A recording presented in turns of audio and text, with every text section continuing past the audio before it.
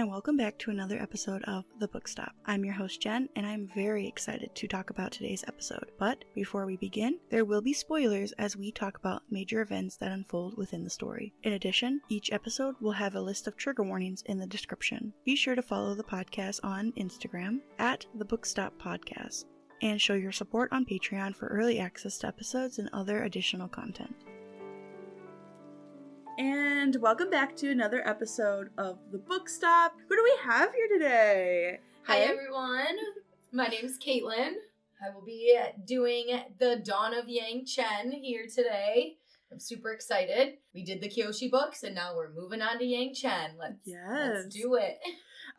We have the Dawn of Yangchen by F.C. Yi. I honestly did not know that he was going to write another part of the series, let alone 4 books in total. So I'm very excited to get into it. Now, why did you bring this book for us to talk about? I love to explore the Avatar universe. You know this. Mm-hmm. And I honestly was in hopes of learning like a little bit more of the development of the 4 nations. And we definitely did get this in this book. We definitely got that. And it was very cool to read about. I'm excited to get into it and kind of explore a little bit more of the Avatar universe with this one. Absolutely.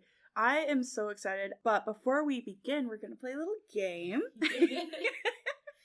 So you are going to summarize this book in 30 seconds. Try your best, and you may begin whenever you're ready. It starts with an air temple screaming, which you can only imagine is probably going to be the introduction of the new Avatar. And she is going through a lot of turmoil and memories that she can't quite understand just yet. Flash forward, she becomes a little older and she starts to grow and learn, and she really picks up on her gift as the Avatar. And she moves on as she's older to realize just how politically corrupt the entire world is right now. And she focuses her abilities on one city in specific called Bin-Er. She does everything that she can to try to strategically beat the politics that is within the city. And in the end, she comes out on top? Question mark? All right. Yeah, great job. I think corrupt was the perfect word for what this is. I'm going to summarize it for anybody who hasn't heard of this series or yet what this book is about. In an era where loyalty is bought rather than earned, Avatar Yangchen has little reason to trust her counsel. When Yangchen travels to Bin-Er in the Earth Kingdom on political business, a chance encounter with an informant named Kavik leads to a wary partnership. Bin-Er is a city ruled by corrupt Shang merchants who have become resentful to the Earth King and his whims. To extract themselves from his influence, the Shangs have one solution in mind: a mysterious weapon of mass destruction that would place power in their hands. As Yangchen and Kavik seek to destroy the Shangs' plans, their unlikely friendship deepens. But for Yangchen to chart her course as a singular, powerful avatar, she must learn to rely on her own wisdom above all else. All right, let's hop into it. So, what are some of your favorite quotes within this book?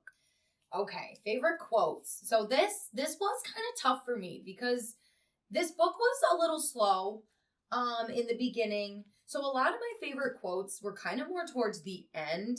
So I did kind of have to go back, re-pick up on smaller things that were connecting all the universes together, which I really liked. But one of my favorite quotes would be, "A good move for you is a good move for your enemy."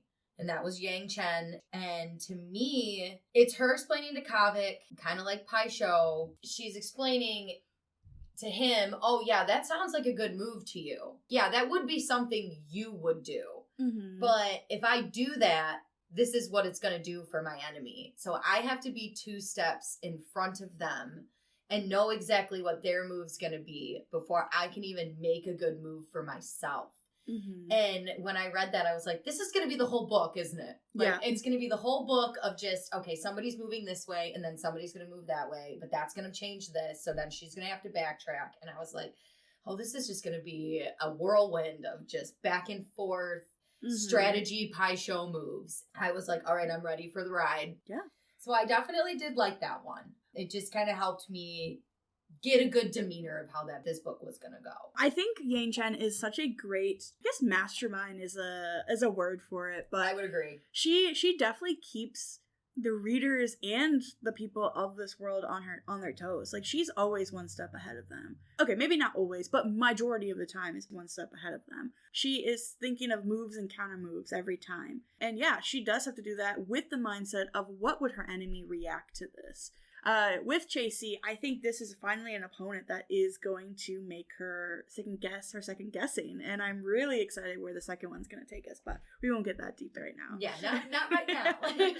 So one of the quotes that I had, Yangchen's idea of the Shangs are very interesting, and the way that she breaks them down to the reader to give it a better idea. The quote that I have is, it starts with earned. That was the thing about these merchants. Their enterprise and risk-taking when all they are doing is drinking from a river no one else was allowed to approach. She kind of gives the idea that these Shangs who think that they're on the top of the world, that they are level to the Earth King in some mindset. Or no, they're avatars themselves. Oh, as you're right. Segal would say, oh, they're avatars themselves. And she's like, excuse me? Yeah, absolutely. No, that is a better stance on that. But yeah, they think so highly of themselves, but they don't realize that they have such privileges that others don't, which already sets them on a higher pedestal. But all of this enterprise and all this business that they have is a hierarchy. They didn't earn this. They were given this from their families. And it shows that corruptness of it, giving them that mindset of like, oh, I've earned this. This is mine. I created this. When it's like, you didn't. And the Avatar, she has to earn everything all over again. You know, she has these old lives that just like they did of generations before. But every time she is becoming herself and becoming the Avatar, she has to take it and learn it all over again. It's not just handed down to her. It's not, and that's what's annoying is there's so much like bickering, bad talking, not essentially to people. I mean, they do very much disrespect her in certain parts. You know, they don't even stand up and bow to her at one point, you know, when she walks into the meeting. And this is not how you treat the Avatar. You need to show respect. It's in their head. As certain people are talking, they're like, oh yeah, like I would tell you that, you sea slug. You know? And it's like, everybody is just in their heads back talking one another. And you're like, wow, this is really messed up because nobody's giving respect to anybody and everybody's putting themselves higher on that tier when really she's the one that's supposed to be up there and they're putting themselves in front of her because they have money.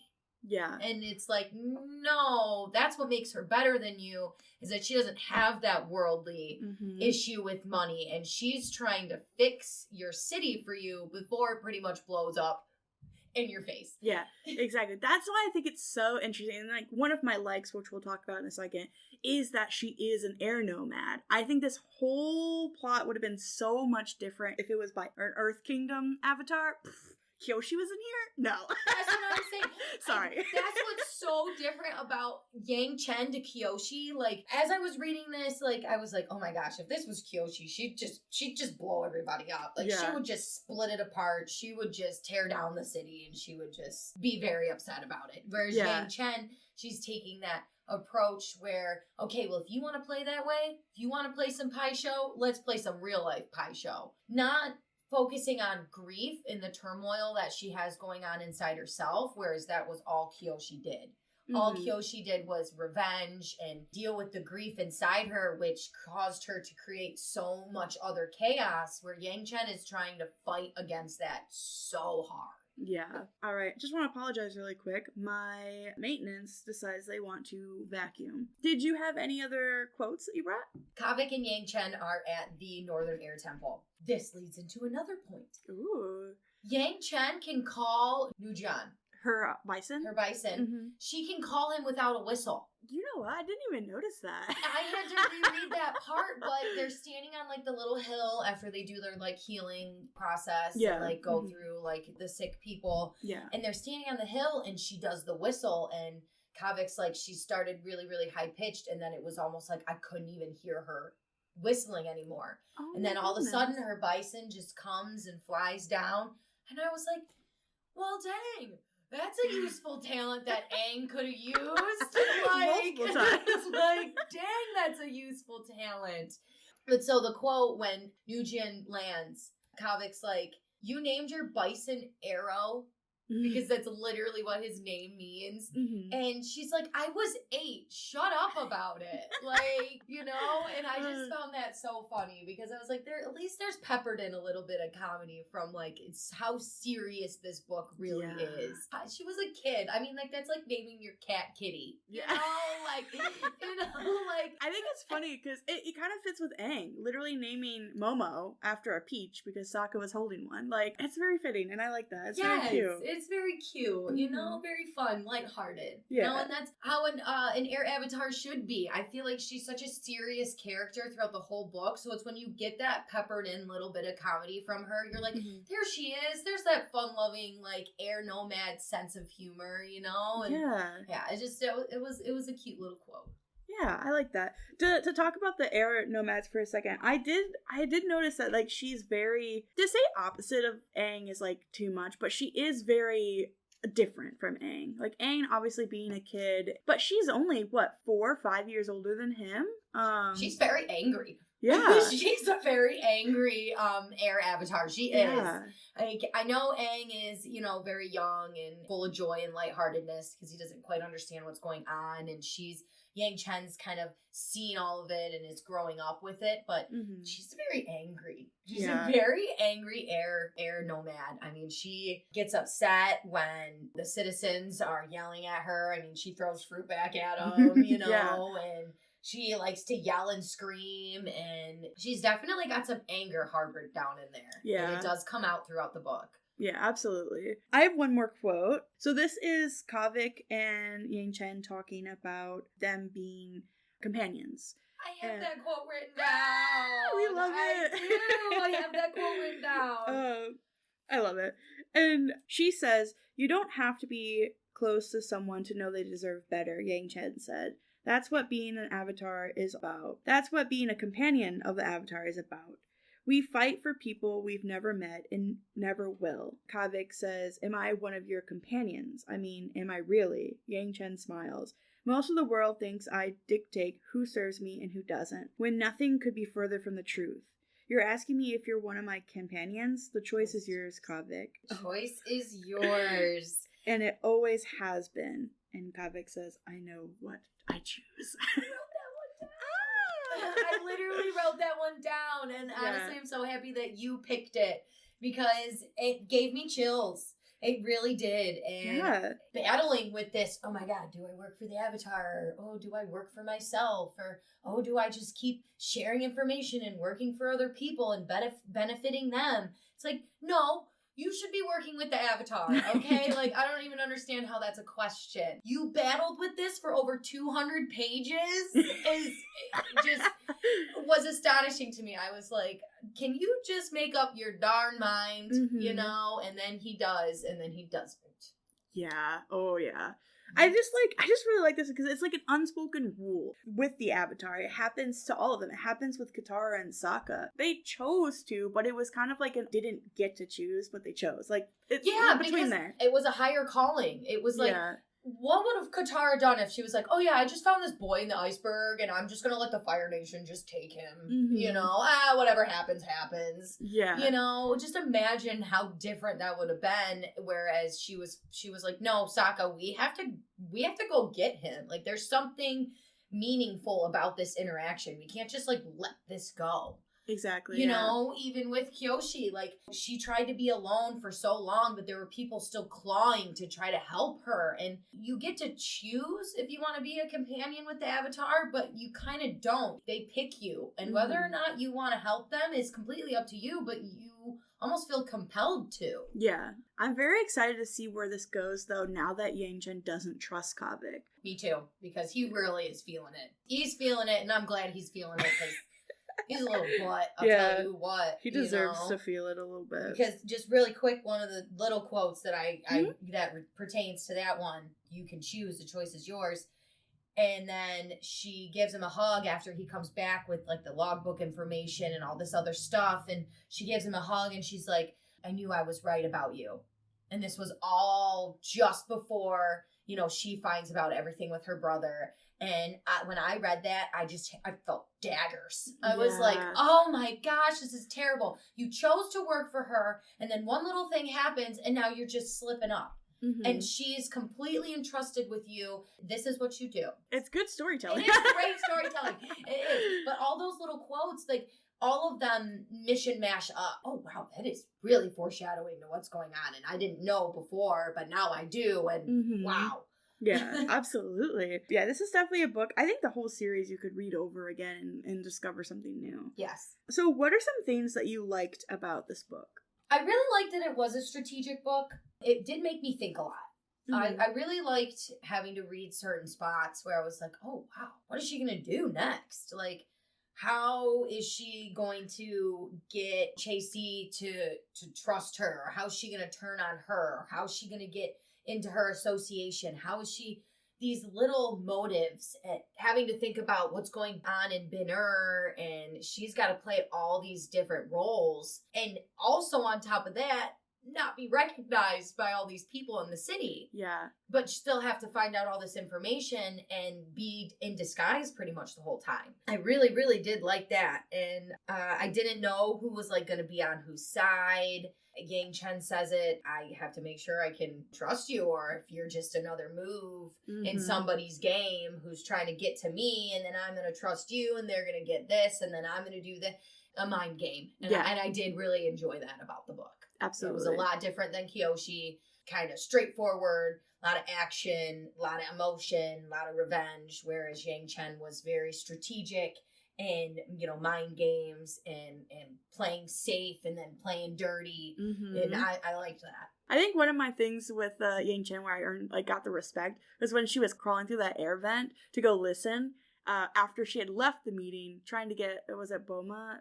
Yeah, Boma, yeah. It was like, yeah, go away so I can go in and listen again. Like, that was such a smart move. Yes. And, like, you wouldn't expect that from an air nomad. And I'm glad that she had that, you know, sneaky little... Yeah, she likes to play sneaky. And it's a really cool characteristic of an airbender to, like, have that sneaky side and be kind of dirty and, like, be like, no, I gotta do this if I'm trying to get ahead. You know, I don't feel like Aang would have ever done something like that. No way. He would have just walked into the meeting and been like, what's going on? Talk to me. Talk to me. You know, whereas she tries to talk to them, but she doesn't get very far. So she's like, all right, you want to play that way? Well, we're going to play that way. She doesn't feel bad about getting down and dirty and playing the game. Yeah.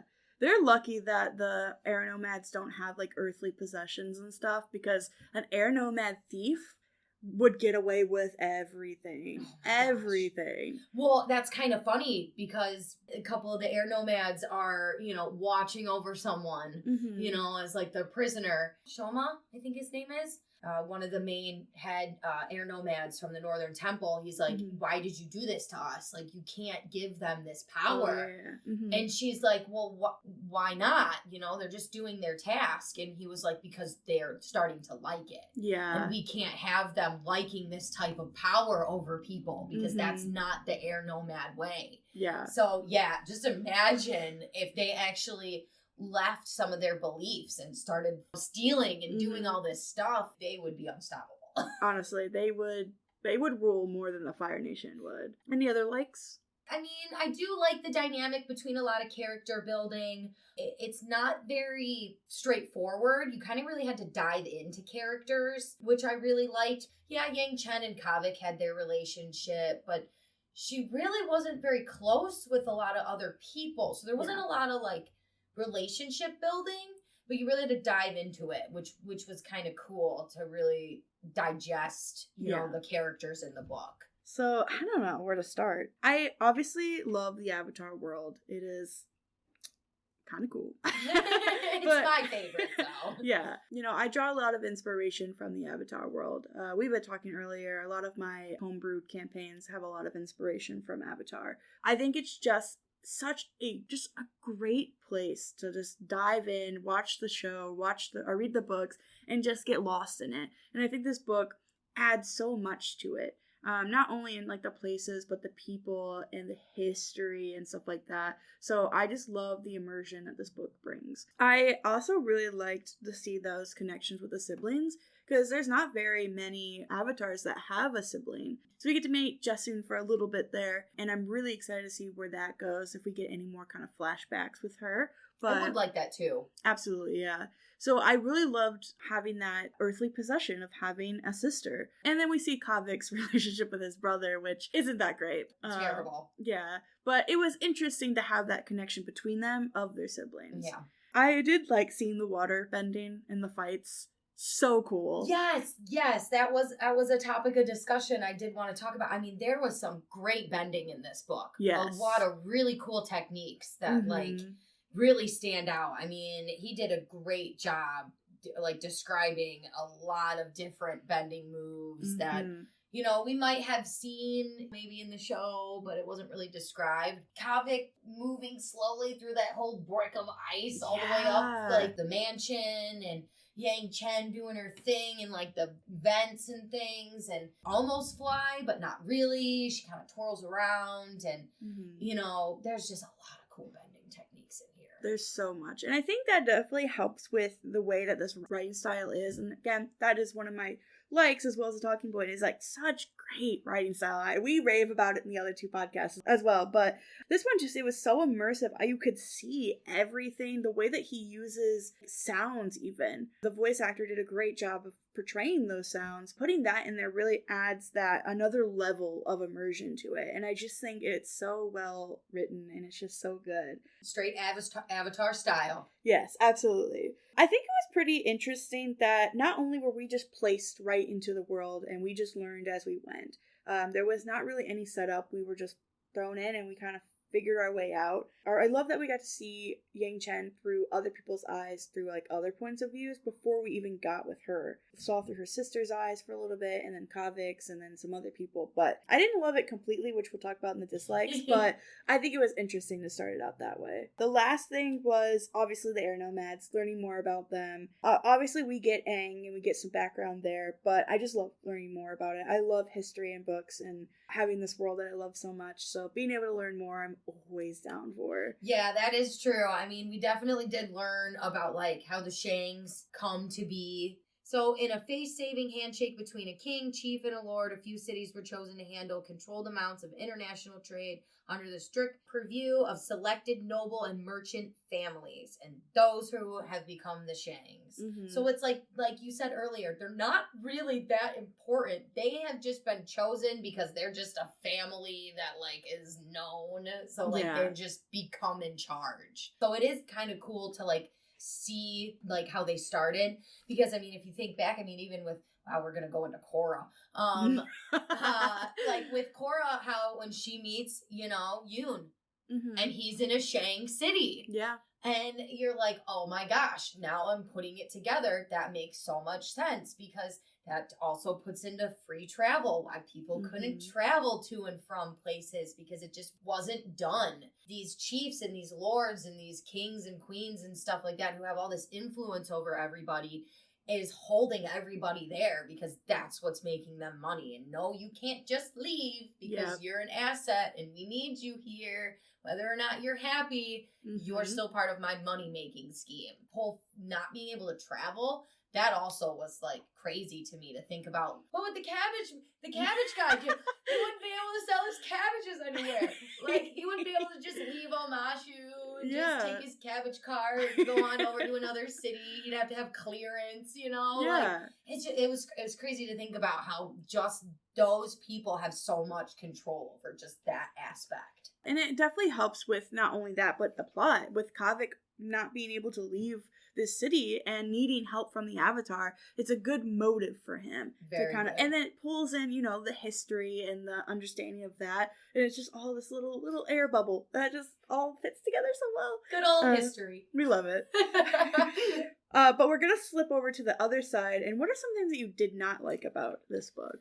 It was a little drawn out. It did take a very slow start to kind of build up. I didn't mind that, but it was to the point where I could see myself very slowly getting into it and having to reread parts and have to piece things together.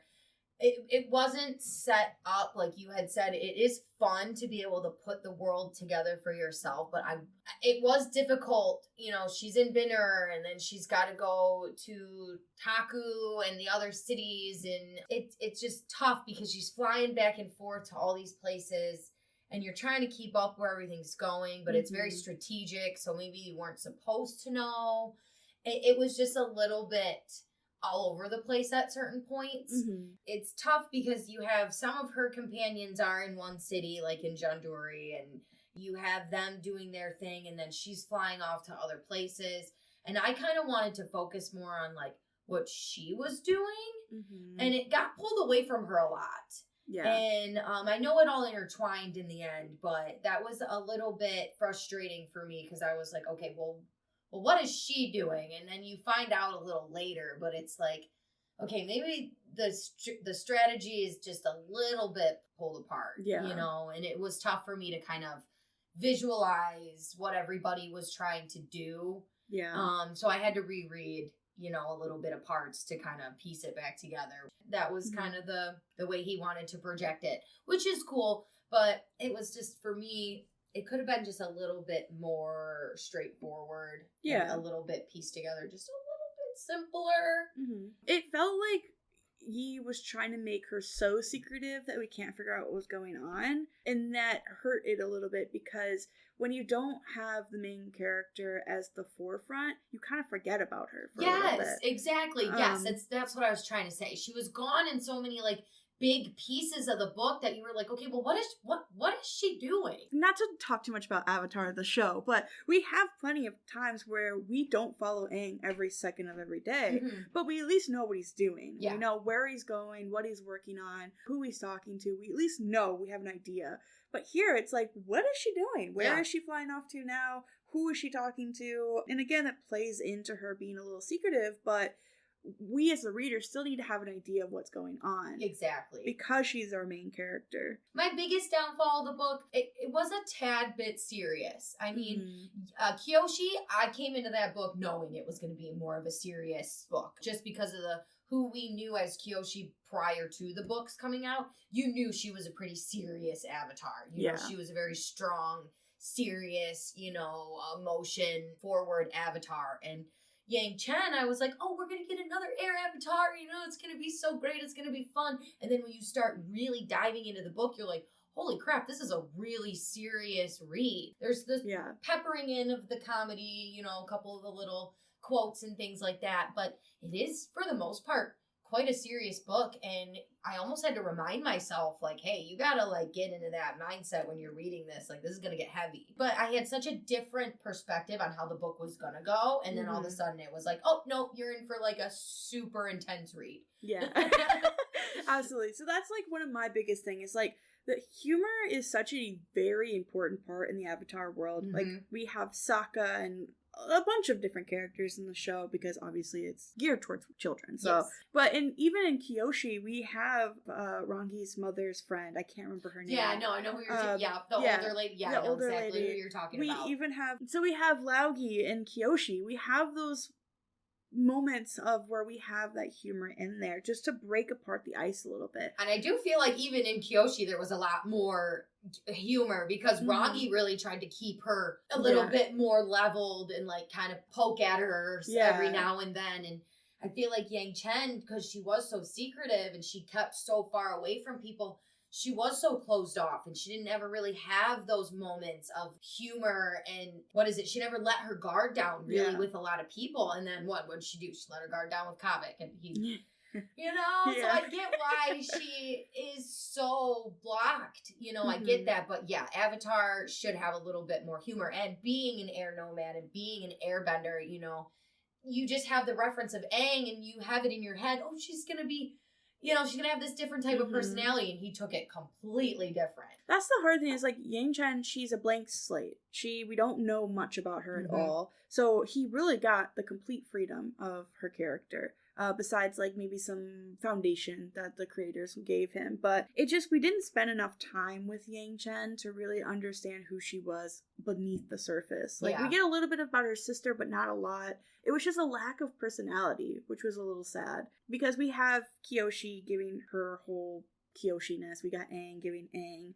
Yangchen wasn't really given Yangchen in this one. Mm-hmm. I think in the next one, hopefully we'll get more of her personality, who she is. Hopefully spend more time with her and less time with Kavik. Yeah. Because we just got too much Kavik. And there was a lot. It was like almost, it was Kavik and then her. And then you definitely did get a couple of different character aspects in Kyoshi, but it was always solely based around her. Yeah. This almost had like two main characters in it. Yeah. That's okay because of the way that it ended and how things, ended up turning out, but it still, it was a little lacking with like her as her own self and who she really is. And it kind of gives the things like maybe she isn't herself. She isn't who she is yet. And maybe in the next one there is a alternate thing or like an event that changes who she is. I'm not sure. I don't know a whole lot about Yangchen, so I'm hoping that we get more in the next one. There's only a couple other like little things. Again, I think it was also very slow. There were points where I was like, okay, let's move along, please. Yes. There's a lot of random details on random stuff, and I think there was a little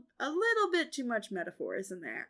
There were a lot. And I know that she's an air nomad, and I get that. So they always live with metaphors and quotes and living by certain laws of life, so they pepper that in. But there were a lot of them, and I would reread them and I'd be like, what does that even mean? Am I not philosophical enough to understand this? Because I really don't know what that means. You gotta really think about it. So I want to talk about the idea of the Avatar. I feel like if you are listening to this podcast, you gotta know something about Avatar. Hopefully that this isn't all jibber jabber to you. I was gonna say, you would be completely lost right now. I mean, we have involved almost every aspect of the universe that we have at our fingertips right now. So you would know nothing. I guess I'll give you like a 5-second thing, but the Avatar is the master of all 4 elements. They can control air, fire, earth, and water, and they are the bridge to the spirit world. With that comes a lot of responsibilities, and they have this idea of they are pretty much like the leader of this world. This book has a very interesting take on it, and I think Yangchen is a very interesting avatar. With her difficulties of coming into who she is, she's very different than the others. We didn't see any difficulties with her struggling with her bending. She knew everything. She did. She's like 17 and she bends everything. She's just, let's go, mastered it all, Mm-hmm. There was never a showing of how she trained or who she trained with. She just all of a sudden in the book just knew all the elements. And that's kind of a cool thing, but I would have liked to know, a little bit more about where she went to learn her earth bending. Where did she learn her water bending? Mm-hmm. Where did she get her fire bending? She doesn't use a lot of fire bending either in the book, I realize. No. It's very, very slight that she uses fire bending. Same with Aang, where he had difficulty with fire bending because it's the opposite of his element. Earth was the tough one for him. Yeah. Firebending he didn't like to do because it was very emotion based and he didn't want to use anger to be able to control it because he hurt Katara. So like he had that backing that it was bad. Mm-hmm. Whereas Yangchen, it's surprising to me because she does use a lot of earthbending. That to me shows that she's a little bit more stable as an airbender than a lot of airbenders would think she would be. I mean, she was doing earthbending a little bit more throughout the book than I think I even seen her do waterbending. Yeah. Most of the waterbending she does is healing. That's true. So maybe there's something holding her back from all that fire. Maybe the emotion has something to do with it. Maybe she doesn't want to let all that anger out. Yeah, so maybe after she lost her sister, she kind of just shut down. Yeah. It could be developed in the next book. Here we go. I love it. Yeah, she doesn't have any issues with the avatar state. She kind of goes in and talks about how she's got a good grasp on it. She doesn't have issues with people. Like, she's pretty good with people. And you really just see her struggle with doing the right thing in the air nomad's eyes. And I think that's like her own culture, her own background she has the difficulties with, which is very different with the other ones. So I'm very interested to see how it kind of all plays out and how she kind of portrays that, her being an air nomad. I definitely agree. I mean, she's not very air nomadish. I mean, she's a nun. She's supposed to be very worldly. She's not very possessive over things. I mean, she gives away her money. She doesn't really have a lot of possessions. I mean, so she, in that aspect, is most definitely a regular air nomad. But when it comes to, like, being, you know, sneaky or being conniving, she has no problem doing those things. She has no problem at the end holding people prisoner and knocking people out and taking their air from them. Oh, bro. And she even explains, she's like, if I go 1 second longer, I will kill them. And she's like, and I can't do that, but to have all this power in my hands, that right there reminds me of Korra when the Red Lotus goes and kills the Earth Queen, and he takes the air from her lungs, and I'm like, whoa, dude. This is giving some Red Lotus vibes right here. I mean, she's using this technique almost as like a bloodbender. I mean, she was like controlling the air around the entire room, and those two specifically, like, crazy. It's surprising to me that something like that isn't outlawed. I think she did say, though, she's like, if somebody found out that I was doing this, it would not be good. Yeah. I actually have a quote right here of her talking about taking the air away from, what is the word? Unanimity? Unanimity.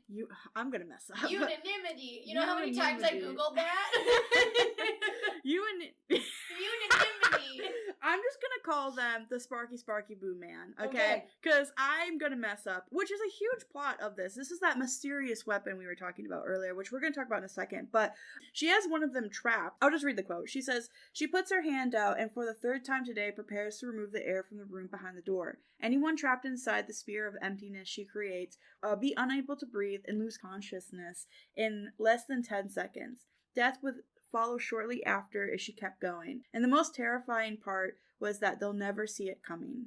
Bro, it just takes that idea of how strong airbending is and like how the air nomads, they probably knew that at the very beginning. We're like, no, we have to be stronger than everyone else and take our ideology of who we are to another level. Yeah. Oh, absolutely. And I mean, we always got to bring it back to the OG, but if you think about it, I don't feel like that's something Aang would ever do. No. I mean, to think about that type of skill to where, like, if she just doesn't concentrate for, like, 1 second, that person's dead. And she will not be that same spiritual air nun that she is right now. And she even, I think, feels slightly bad about it. But, I mean, she kind of has to do what she's got to do. And, you know, that just goes to show just how kind of a badass she is. Like I said in the quote, it was the third time that she did that. So she's not afraid to do it. Yeah. She will do it, but it takes a lot of control that she has to master. So who would you say in this one is your favorite character? That's a tough one. I had to think about this one for a minute. And you know what I came up with? Junjita. Okay. Junjita is my favorite character. I really liked his character arc. Mm-hmm. I really liked how he had a lot of conflict and turmoil inside him when Kavik met him in the association. I mean, how cool is that? I mean, he just threw that dagger and it went right inside, and then he threw another one right in, right into it. I mean, then the way that he talks about his skill, he's like, I don't deserve it. He's like, I did something so terrible. He's like, this is just me just using my terrible skills, to get myself by. I feel like you learn a lot more about him than you do with Yangchen at some point. Honestly. Because you know that he's battling with so much. I mean, he killed his brother and kind of learn why, but not really. And it's just, you can tell it's eating him up, and he takes his entire life and he dedicates it to the spirits, and he's just living in this grief and this animosity of himself. He's asking for the spirits to help him, and they never answer him. And then all of a sudden, Kavik gives him the bison whistle, and Yangchen comes and finds him. Entire character arc changes. And to be honest with you, if that wouldn't have happened, I really don't think they would have been able to take down Unanimity. I really don't think they would have been able to take down the Sparky Boom Mans. Like, nope. It was all these little tiny steps with him as a small secondary character that arced the whole end of the book. He was probably one of my favorite characters. No, I definitely agree. I think he's that unsung hero. The Yeah, one that absolutely. doesn't get kind of shoves to the side a little bit. I hope he becomes like a full-on companion with Yangchen. I think that's what's going to happen because honestly, you know, like she said, you choose, but you don't choose. Like if you want to be a companion, you're a companion. I don't get to dictate who it is. I'm just here. Yep, and in that moment in time, Junjito was like, okay, this is what it is. Looks like I'm going into dinner and I'm helping the Avatar, you know? And he did, and he just did it flawless. And he just went with his gut and he went with it. And Kavik, on the other hand, is so like, oh, I don't know what to do. Oh, I don't know, my brother's back. Oh, I don't know. And it's like Junjito didn't have any of that problem. Yep. He was like, this is what's going on in my life. And then I had this change. I met the Avatar, and now I'm going to help her. Yep. It was so solid, and it was just such a good arc, and I really enjoyed it. Yeah. I'm basic. I said I liked late. Okay, so I know we were just bashing on her. I do really like Yangchen. I think that what she gives to us that she's willing to share is very interesting. She's witty, she's clever, she's impatient.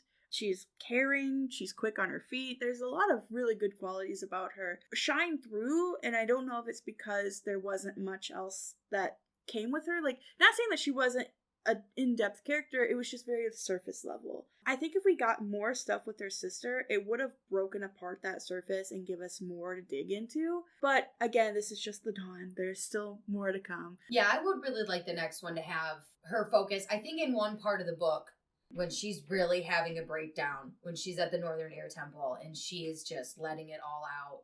She's there all by herself and she's telling herself, I don't want to do this anymore.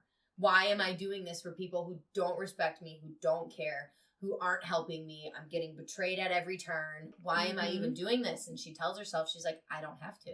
And then she's like, I could find my sister. I could find Jetsun. I could focus more on doing the things I actually want to do.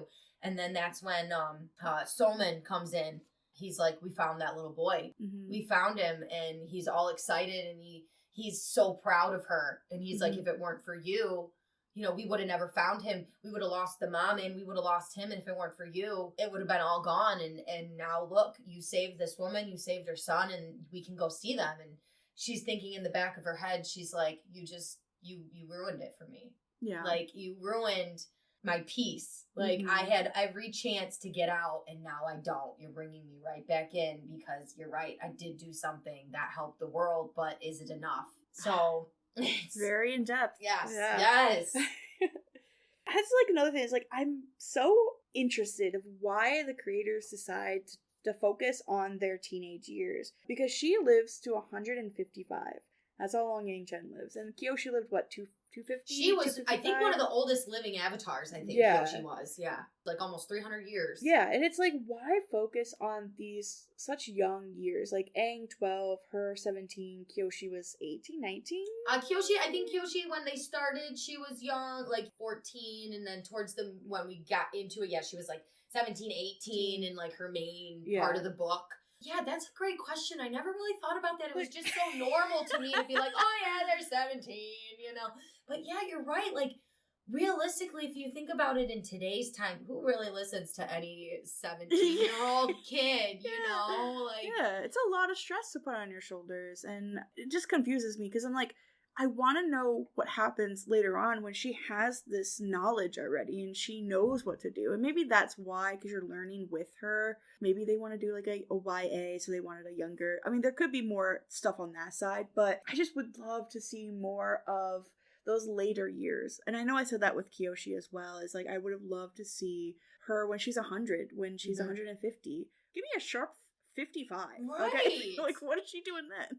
I totally agree because, you know, we got Roku. Aang talks to Roku and he goes through his entire life. Yeah. When they do that little... I know, I love that episode where they do the spiritual journey and Aang's with him and he explains how the war even started and you get to see his time lapse of his life up until he battles the volcano and ultimately, succumbs. And even in this book, with Avatar Sato, she talks and communicates with him enough to where we understand that in his later years as Avatar, he's like an accountant.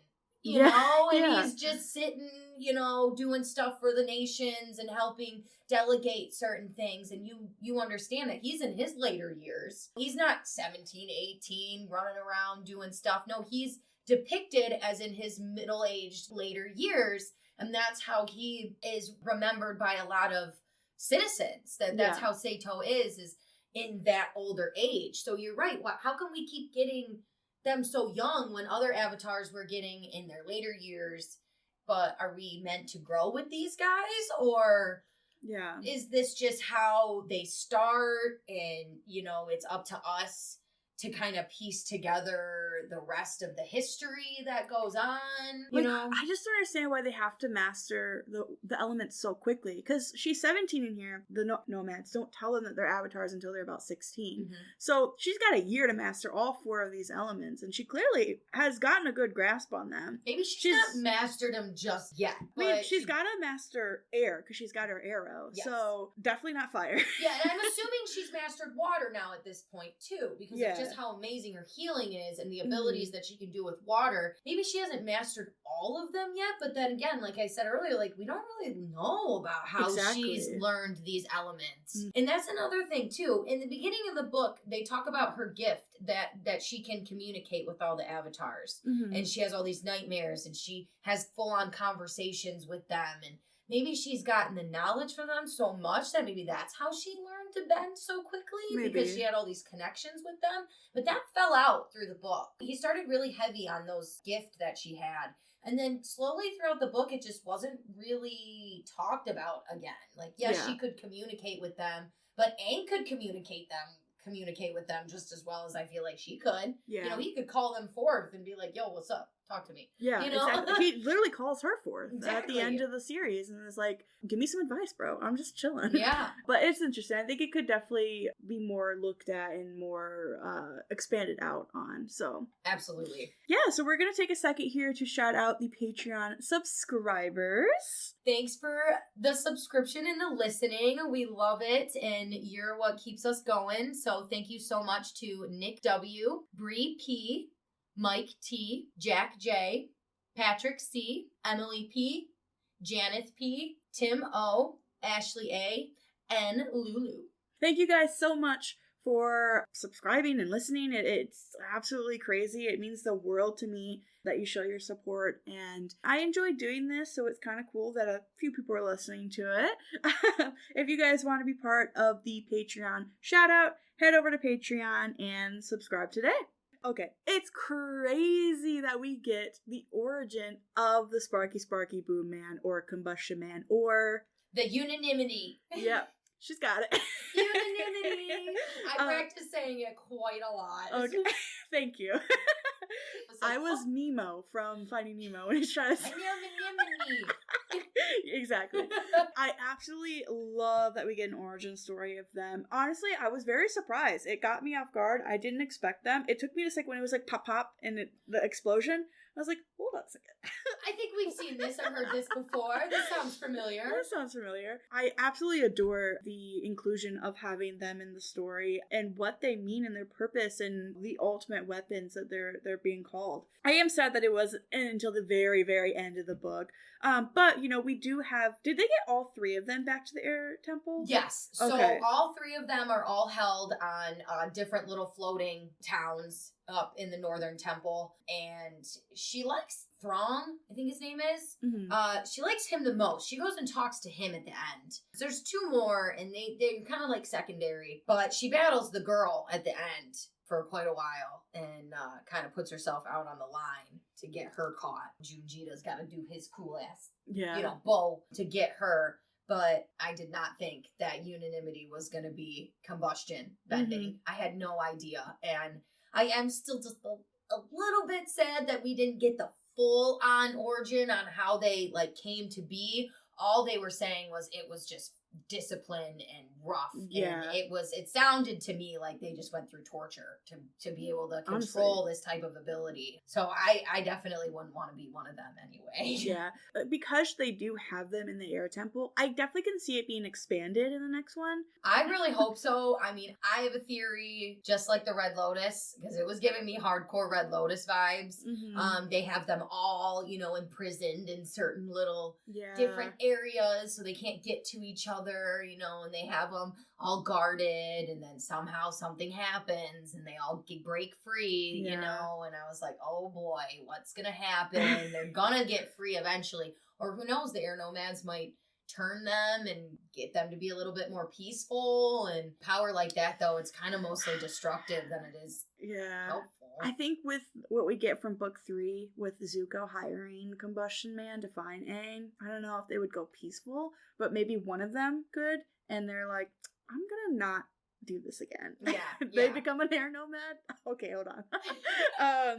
I am very excited because obviously this takes place way before Aang, so there's no correlation to this Combustion Man being that Combustion Man, but definitely could be a lineage of some sort. It's just crazy to me that it started this. I mean, how many years? This is like 500 years, before Aang. It's crazy to think that they don't even know what this bending is. When she realizes that this is some crazy destructive weapon, she's like, oh my gosh, and people are doing this. What kind of bending is this? And they don't even know about it. And to come to think, in the OG Avatar, when they see it, they're like, what kind of bending is this? It's that unique and it is that rare. I'm hoping in the next book that she does what she, said that she's going to do in this book, keeping it really under wraps. And it seems to me like she's got something underway, because people 500 years from now don't even really know about combustion bending. And Zuko had to go through, I don't know how many lengths to find that guy. Absolutely.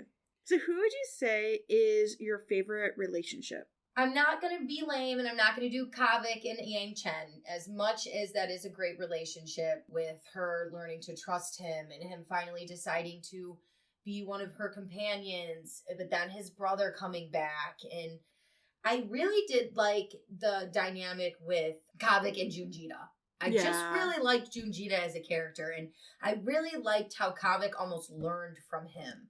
They're sitting, just them, waiting for their next mission, and it tries to talk to him, and he finally gets Junjita to kind of talk about his past a little bit.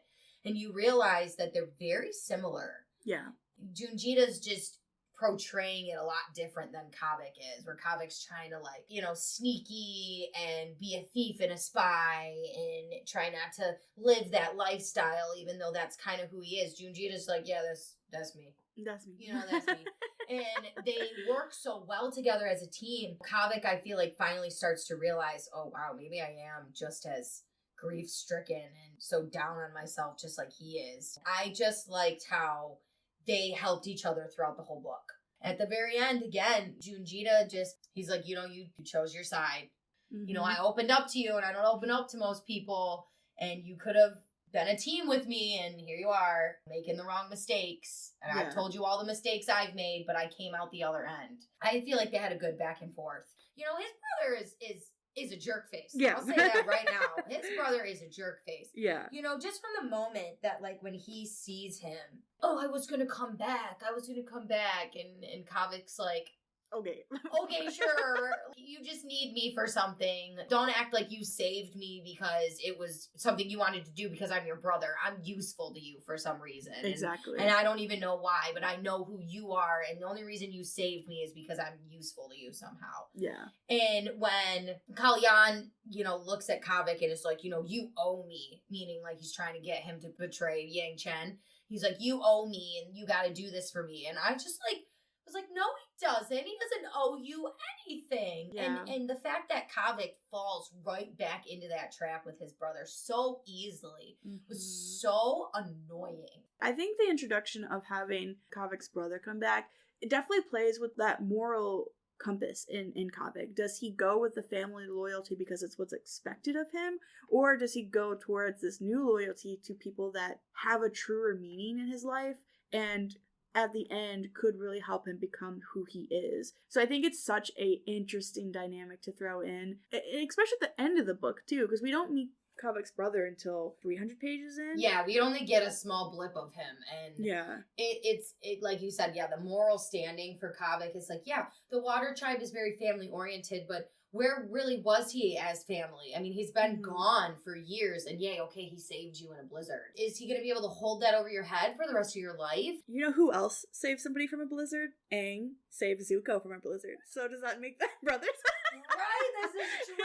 And still Zuko fought Aang for like 2 whole seasons, until he was like, I can't do this anymore. Yeah. I'm sick because I did one good thing. I understand the toughness there and the confusion with him coming back and him actually being one of the leaders and the spies of the association working for Henshi. And it definitely twisted Kavak's like moral compass and he didn't really know what to do. But that's why I got so upset with that quote, oh, I'm not making you choose me. The choice is yours. Yeah. And he chooses her. And then she's all like, oh my gosh, I was so right about you. Like, blah, blah, blah. And then he betrays her. And towards the end of the book, and she knows that he betrayed her. She still acts as if they're buddy-buddy and I'm going to go save him. And it's such a funny quote because he's out in the open with one of the Sparky Boom girl, she's out there. Slay. And yes.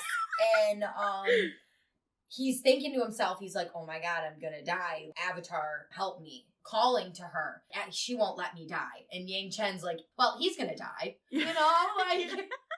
Oh, he's gonna die next. And this is all fully when she knows that he betrayed him and she's still willing to go save him. Yeah. Obviously, I mean, she's the Avatar. She's not gonna let him die, but she could have easily dangled him a little bit more, And it's not even the fact that she's an Avatar, but it's the fact that she's an air nomad. True. That's like what really pushes it because of that moral compass that the air nomads have to have.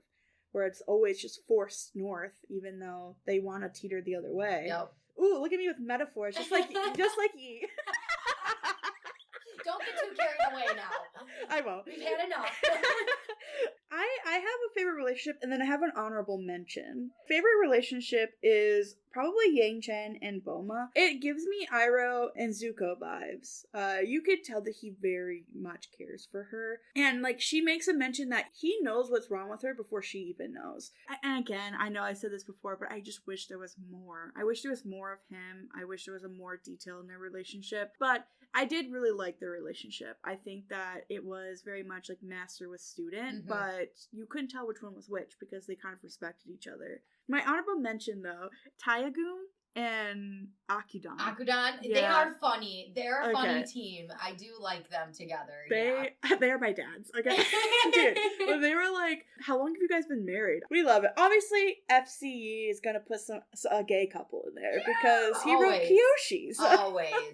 It was an unneeded aspect of the story, but yet so needed and didn't change anything at all. And I think it was just a cute little, just a little thing to put in there. Little blurb, cute little FF in there, little fun fact. Hey, these guys are, they're what you think they are. They're married. Like each other. They're married. They're together, and they're still awesome. Literally. Yeah, I like that. I do like that. And with the Boma and Yang Chen, he was a very, very front-ended character in the book. There as her advisor, kind of like Iroh, always there to help her, support her. He's definitely that Iroh character. I can see that, where he's got the wisdom and he's just trying to keep her on the right path and remind her, okay, listen, this is still who you are.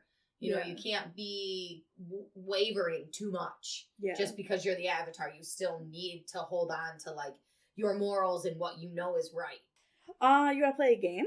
Yeah, let's go. I hopefully I'm good at this one. All right. So the game I have, so we were talking about Yang Chen kind of flying around, going all over the place. I have a list of different cities and areas in the Avatar map. Oh boy. You have to tell me if they're part of the earth, air, water, fire. Oh, okay. Okay.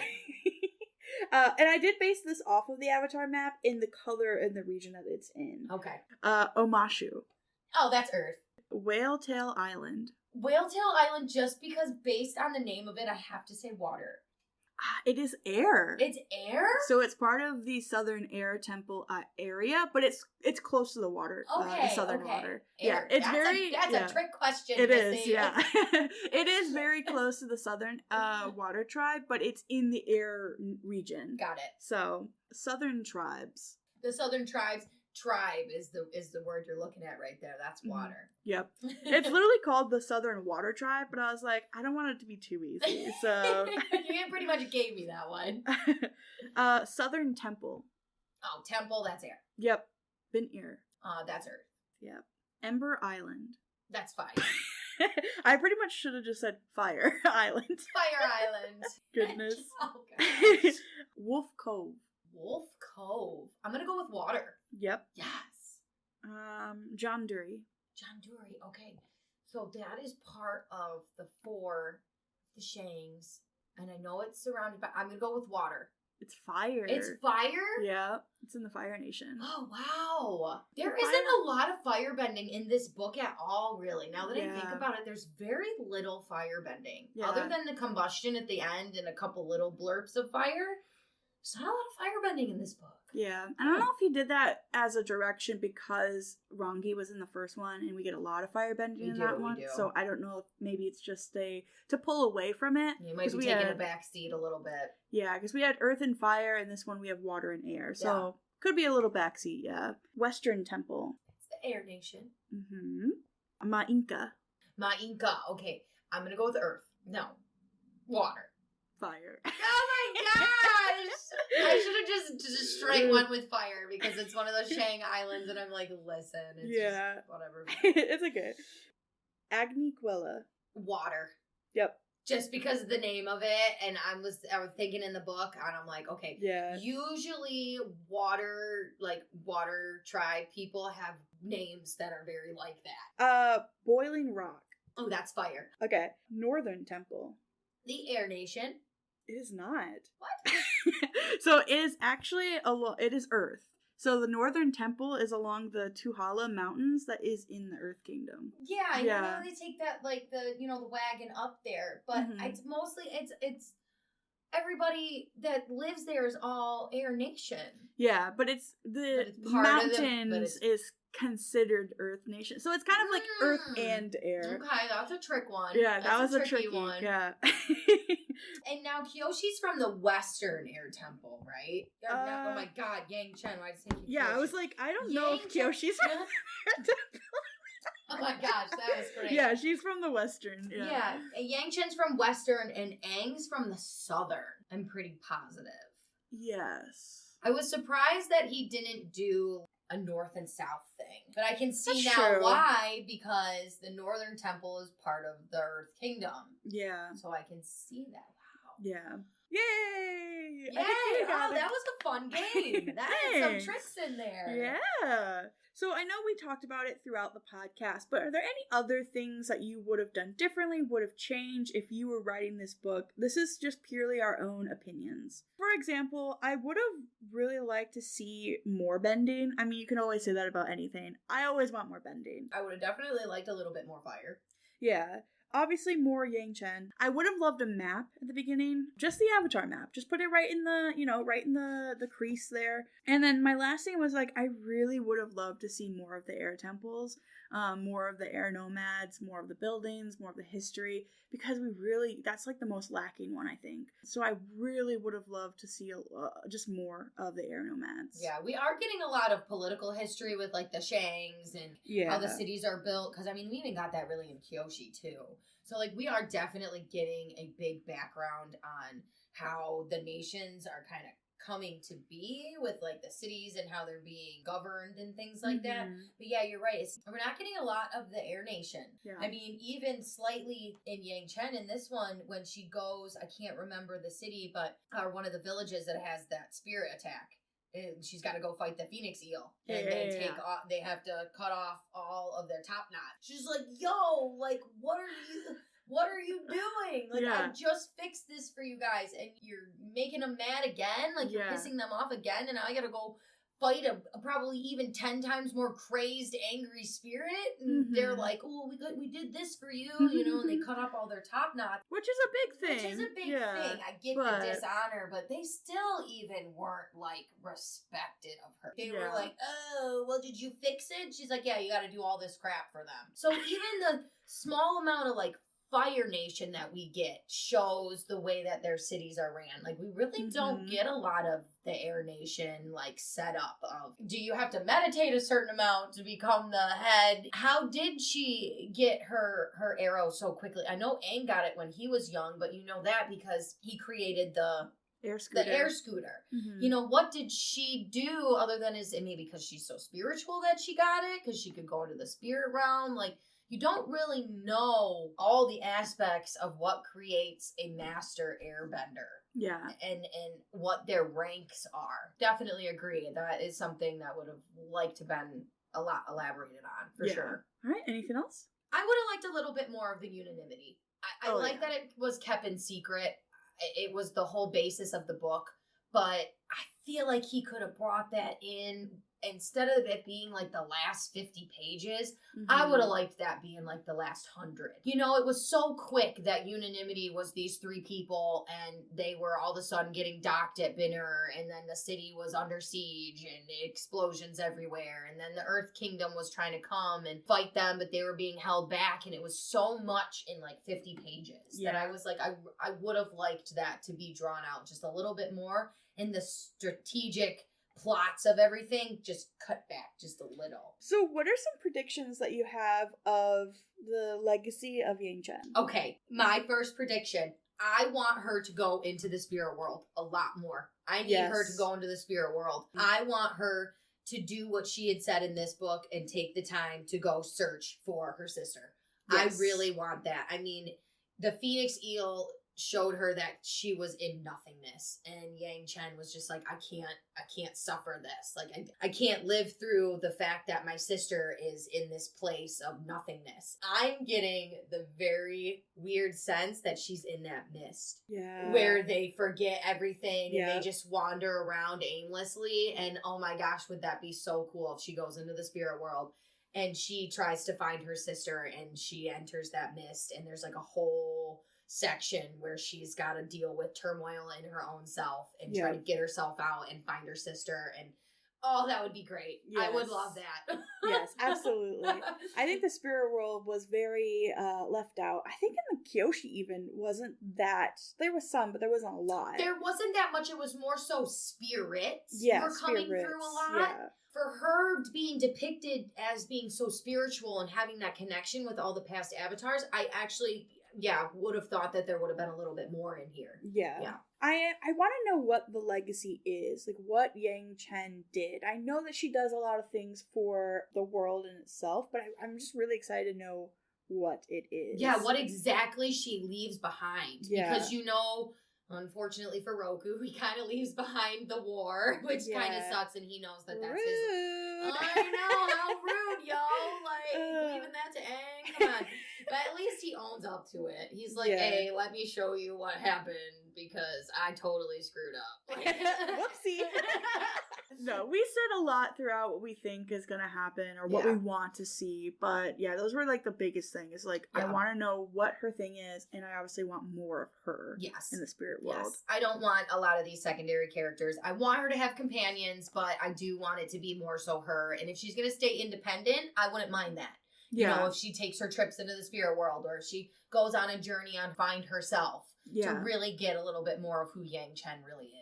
I would really like that. I know what I don't want. I don't want Yangchen and Kavik to end up in a relationship. I don't either. I really don't either. I'm cool with friendship. I would be upset. I mean, I'm hoping that she eventually learns to forgive him, to understand kind of his standpoint, where he's coming from. I mean, she kind of does, but she understands that right now she can't ever trust him. Yeah. But I would like to see them kind of flip that switch. Yeah. And be like, hey, if you're really willing to help me this time, like, maybe I do need you. But as far as romance, I feel like if he tries to tie that in, I might get a little upset. I'll be like, really? Like, come on. Like a little crush, fine. Yeah, because they did in the beginning, and then it kind of slowly blipped out. Then when he betrayed her, it was just, okay. Yeah. Well, unfortunately, it is time for us to go. But before we do one last thing. We do a rating scale. But we do a little bit different here on the Book Stop. We make up our own thing. So I would give The Dawn of Yangchen by F.C. Yi 3 Sparky Moon men and a woman out of 5. I did really enjoy F.C. Yi's writing. I say that every podcast. I adore the way that he writes. I think it is great. I do think this one was a little, sorry to give it the B word, but it was a little boring. It was. I agree. It was. Yeah. And it's okay to be boring. Every book doesn't have to be a showstopper. And I think the end of this book definitely it delivers in making sure that this wasn't a waste of time, which is so bad to say. But no, I really did really loved it because I love the Avatar universe, and I absolutely will read it again. But I think coming off of the Kyoshi high, you have much higher stakes and a lot more expectations. Yes, absolutely. So I think that might have hindered it a little bit. Little bit, yes. I agree. What did you think? So I'm going to give this on an Avatar scale 2 squirrel toads and a phoenix eel. Ooh. All right, why did you rate it that? So the 2 squirrel toads are because it was fun at points. It kept you guessing, kind of like a squirrel toad. Like, oh, what does that even look like? So it did keep you on the edge with the strategy and the way it was going to develop and exactly what unanimity was and it becoming the combustion bending. And then I give it the phoenix eel because it is the down. Yeah. That's the down part of it. It was a little bit drawn out. Character development wasn't fully there, which we're hoping to see in the next one. But of course, it is the Avatar universe, so I do like it. It was, like you said, not up there with the Kyoshi books. I mean, we were raving about those. Yeah. You know, they were great. They came full packed with dialogue and bending and just all sorts of the full spectrum. So I'm really hoping the legacy of Yangchen kind of kicks it up just a little notch. Yeah. Yeah, we did The Rise of Kyoshi and the Shadow of Kyoshi the last couple of years. So go listen to those. We will be back next year. We're going to do the Legacy of Yangchen, end it out. I am sad that it is the last. I'm pretty sure he confirmed it is the last of the Avatar Legacy series. So I am sad to hear that, but I am very grateful that we got the 4 books out of it. I'm happy we got books, Period. And we could always dive into some of the offshoot comics. There's a whole bunch of Avatar universe stuff that is out there and ready to be talked about. I mean, may not be the complete end, you never know, but yes, we got the last book coming up, sadly. Yeah.